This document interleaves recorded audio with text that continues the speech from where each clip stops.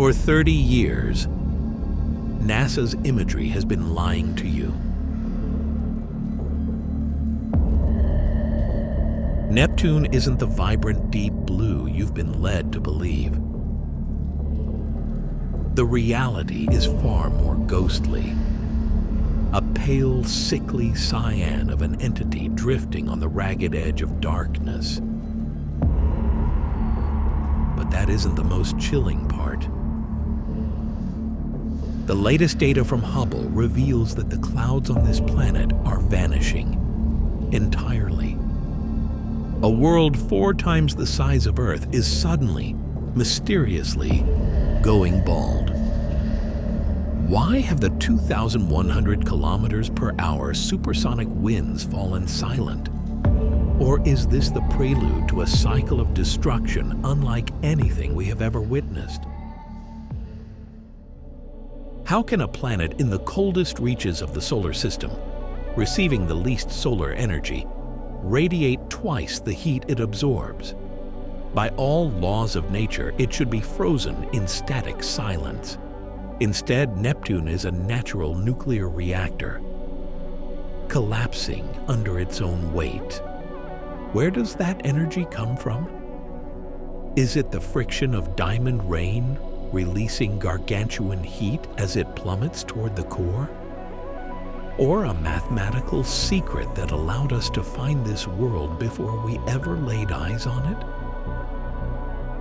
Right now, we step into this mathematical ghost to decode the most ruthless entity in the cosmos. To understand why Neptune is the most ruthless entity, we must start with how it first invaded human consciousness. It didn't emerge through a chance lens. It was dragged into the light by the sheer pressure of numbers. In the 19th century, the solar system was Newton's perfect symphony, except for one discordant note: Uranus. The planet moved like a haunted thing. Its orbit constantly tugged, slowed, and accelerated against all logic. Rather than doubting the laws of gravity, mathematician Urbain Le Verrier proposed a radical hypothesis. A gargantuan ghost was lurking in the shadows, using its gravitational hand to mold the path of Uranus. Le Verrier didn't need a telescope. He used a pencil and differential calculus to sketch the portrait of a culprit. In 1846, when Berlin astronomers pointed their lenses exactly where Le Verrier commanded, they found Neptune, less than 1 degree from his prediction. It was the first time physics proved, in the cosmos, the darkness is never empty. It hides entities that can manipulate entire systems from afar without ever showing their face. But once found, we continued to be deceived by our own eyes. For 30 years, the image of a deep azure jewel was seared into the human mind. However, a 2024 breakthrough from Oxford University stripped away the mask. Neptune is actually pale blue, a ghostly, frigid hue almost identical to Uranus. This deception began with Voyager 2 in 1989. At a distance where sunlight is 900 times weaker than on Earth, the cameras of that era struggled. NASA engineers manually boosted contrast and saturation to highlight cloud features. Unintentionally, they created a vibrant illusion for a world that is, in reality, pale with frost. Neptune's true color is the shade of a freezing corpse, a testament that at the edge of the system, light is a fading luxury. That paleness does not mean stillness. On the contrary, Neptune's true face is undergoing a cataclysmic shift, the total disappearance of its clouds. Hubble data records that since 2019, cloud cover has plummeted from 38% to nearly zero. A world 4 times the size of Earth has suddenly gone bald. The logic is ruthless.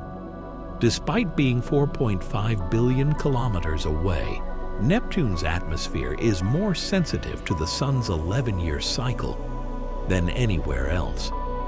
When UV radiation peaks, photochemical reactions ignite to form clouds.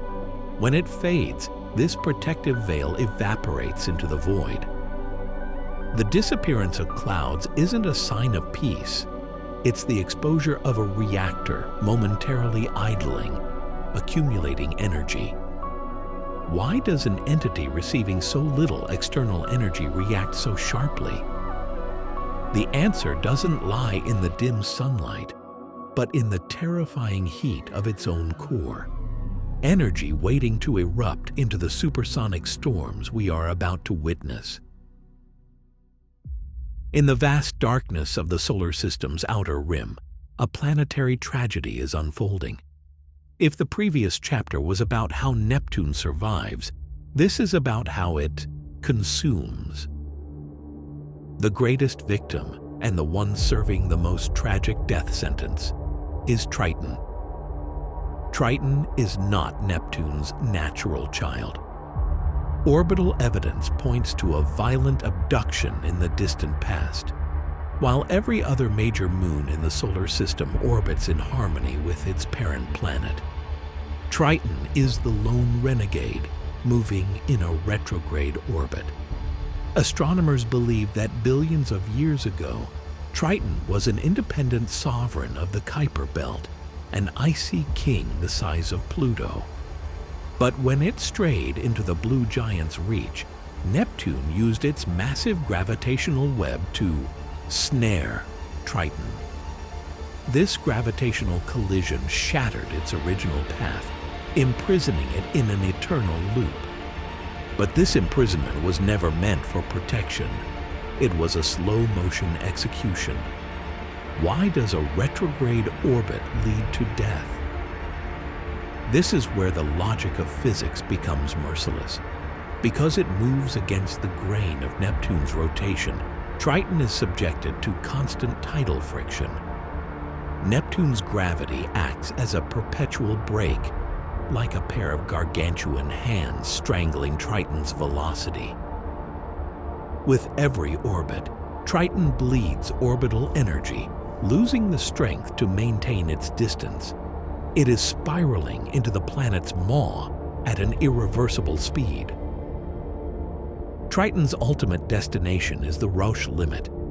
Imagine an invisible boundary surrounding Neptune. Beyond this line, a moon remains whole, held together by its own gravity.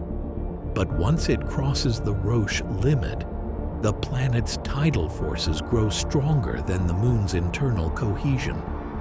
Currently, Triton is drifting toward this threshold of death.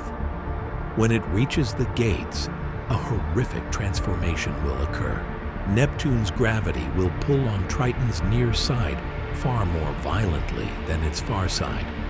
The result won't be an explosion, but a physical dismemberment. Triton's thick, icy crust will crack into millions of shards. Its subsurface oceans of liquid nitrogen and ammonia will be sucked into the vacuum of space before its entire rock and ice structure is pulverized into dust. In that moment, Triton will vanish, replaced by a magnificent but blood-stained ring system encircling Neptune. The faint rings captured by the James Webb Telescope today, those ghostly, fragile wisps of dust, are the remains of the ill-fated moons that preceded Triton. They are the proof that Neptune is a giant that never stops cannibalizing its satellites to maintain its hollow splendor. But before death fully arrives, Triton is putting up a final, desperate resistance: cryovolcanism. Under the crushing squeeze of tidal forces, Triton's interior is white-hot. Geysers of liquid nitrogen and black dust erupt 8 kilometers into space. From a distance, they look like the material screams of a soul being executed.